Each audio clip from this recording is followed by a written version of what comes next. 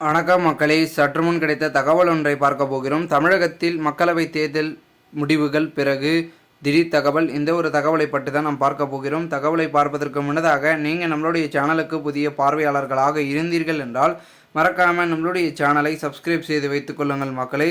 தற்சமயம் வரைக்கும் 2024 நாடாளுமன்ற தேர்தலில் தேர்தல் முடிவுகள் யாருக்கு சாதகமாக அமைய போகிறது, எந்த கட்சி முன்னிலையில் படுத்தப் போகிறார்கள் என்று பார்க்கப்படுகிறது.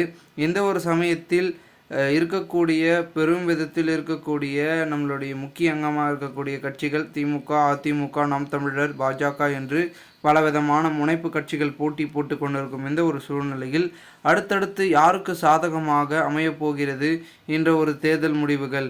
ஏனென்றால் பல கட்டமாக தேர்தல் முடிவுகள் கணிப்புகள் ஒரு பக்கம் வெளியாகி கொண்டிருக்கும் இந்த ஒரு சூழ்நிலையில் அடுத்தடுத்து ஜூன் 4ஆம் தேதியை எதிர்பார்த்து கொண்டிருக்கும் கட்சியின் முக்கிய புள்ளிகள் அனைவருமே பெரும்பான்மையை எட்டப் போகிறார்களா அப்படின்றத பார்த்திங்கன்னா பார்க்கப்படுகிறது. காரணம் என்னவென்றால் தற்சமயம் வரைக்கும் இருக்கக்கூடிய நம்மளுடைய பார்த்திங்கன்னா கட்சிகள் எல்லாருமே பார்த்திங்கன்னா தமிழ்நாட்டில் இருக்கக்கூடிய கட்சி ஒன்றில் லோக்சபா தேர்தல் முடிவுகள் வருவதற்கு பெரும் விதத்தில் ஆதரவாக இருக்கிறார்கள், அதாவது ஆர்வத்துடன் இருக்கிறார்கள் என்றும் கூறப்படுகிறது.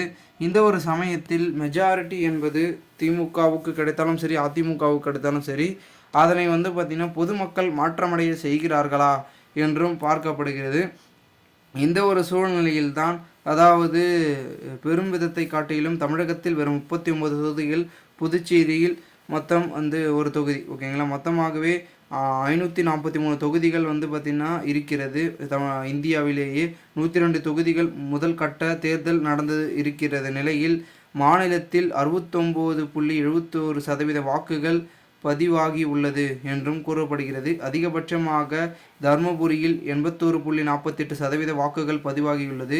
கடந்த தேர்தல்களுடன் ஒப்பிட்டு பார்த்தால் வாக்கு சதவீதம் கணிப்பாக குறைந்திருந்துள்ளது என்றும் கூறப்படுகிறது. குறிப்பாக தூத்துக்குடி, தேனி, சிவகங்கை உள்ளிட்ட நட்சத்திர தொகுதிகள் வாக்குப்பதிவு அதிகம் குறைந்துள்ளது என்றும் பார்க்கப்படுகிறது. தமிழகத்தில் பதிவான மொத்த வாக்கு சதவீதம் முதலிடத்தில் 72.9%, இரண்டாவது 69.48% என அறிவிக்கப்பட்ட நிலையில் தற்பொழுது 69.70% மூன்றாவது முறையாக மாற்றி அதிகாரப்பூர்வமாக அறிவிக்கப்பட்டிருக்கிறது.